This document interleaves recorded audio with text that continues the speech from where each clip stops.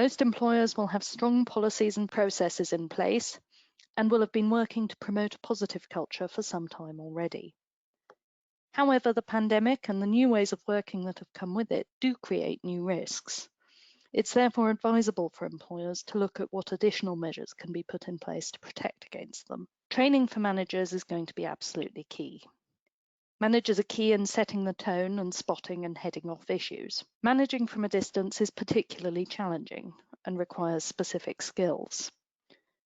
Training should focus broadly on managing remotely effectively, motivating staff, and most importantly, staying approachable so that employees feel able to raise issues. Role modeling good online behavior is also important. Managers need to be aware that it can be stressful and even distressing for employees to receive a barrage of emails outside working hours, and that it may create a pressure or sense of expectation for employees to keep similar hours. Lastly, it's always important that managers are able to spot warning signs that their reports are unhappy or distressed. This is much more difficult when managers can't actually see team members.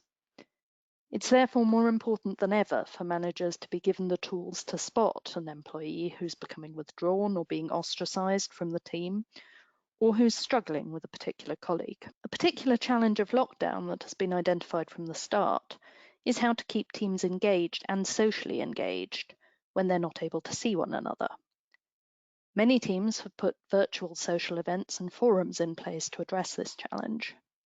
These are important, but it is equally important that they're designed with the particular risks in mind, and that they're designed in a way that allows the employer to monitor them for inappropriate conduct or communications, and to take quick informal corrective action if necessary.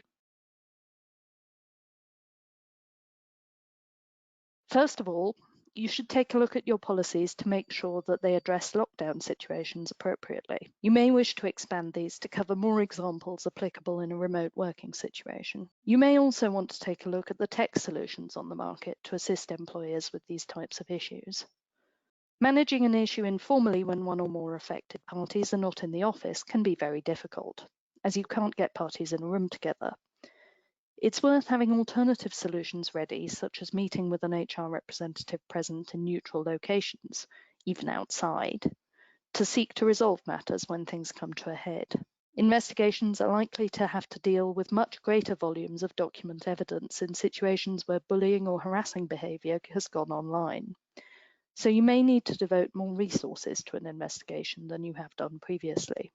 Finally, there are obvious challenges in conducting disciplinary or grievance procedures remotely. Depending on the issues, it may in some circumstances be best to simply postpone key meetings until they can be held in person. However, that may not always be possible, so employers should ensure that appropriate and stable video conferencing facilities are available.